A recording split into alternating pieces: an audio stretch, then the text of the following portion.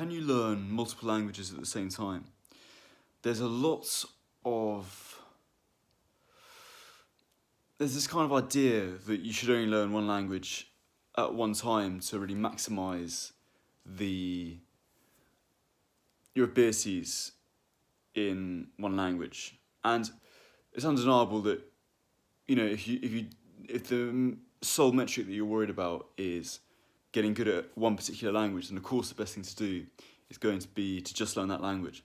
But I really don't think the case is made enough for learning multiple languages at the same time, or, learning a language for a couple months and then dropping it and learning another language and then coming back to it later. I really don't think people shouldn't be afraid to do that. It depends what your aim is in the language. But I've just been amazed at how little progress I've lost when I've taken up another language. Like, for example, when I started learning ancient Greek, I thought my abilities in Latin would just completely disappear, and almost like the more ancient Greek I'd learn, the less Latin I learnt. Completely not what happens. Honestly, I think I remembered as much Latin as I would have if I'd never learnt, like learning Greek, as I would have not learning Greek. Like, I think the level would have been the same. Like, obviously I learnt less in the sense that I was dedicating time to learning Greek that I would have otherwise dedicated to learning Latin. But beyond that, I was really shocked at just how, in the moment when I'm studying Greek, your brain's focused on that. Like, it's very hard to think about translating something into Latin, but then when you give it a bit of space and you get yourself back into that sort of zone where you're studying Latin again, it's very, I've just been amazed by how little I've forgotten it.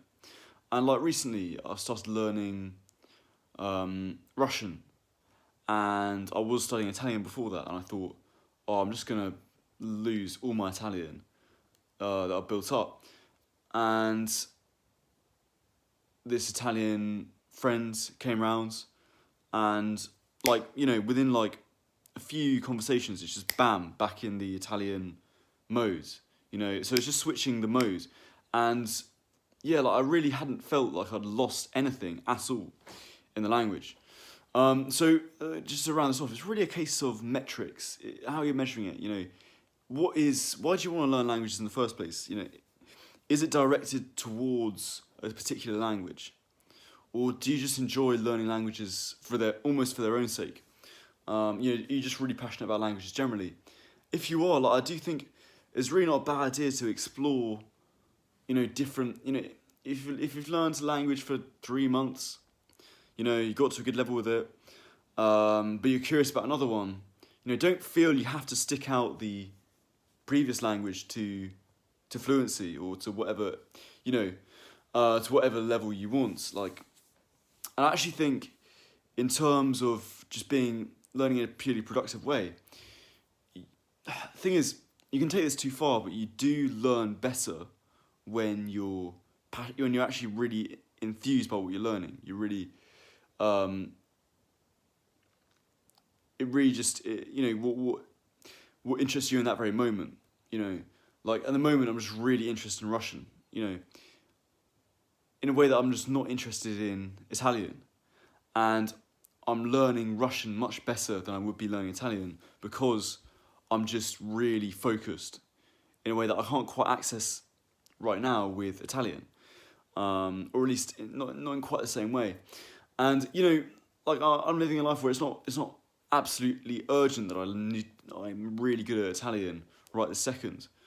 So it doesn't matter that I'm shifting my focus on something else for a bit. When the moment comes, I can shift it right back to Italian, and literally 30 minutes, and I'm back in that same level that I was before. I don't think you really forget languages. I think you'll have ones that go dormant if you don't practice them for a long while. But I do believe when you've got it, you got it forever. You just need to reactivate it, which really doesn't take very long.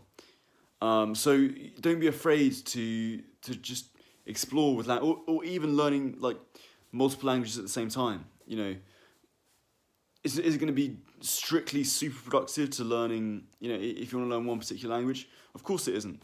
But, you know, there's enough like limitations that we have to stick to in life to, you know, don't really have to enforce unnecessary ones as well. So anyway, guys, that's the video. Thanks so much for watching, and I'll see you in the next one.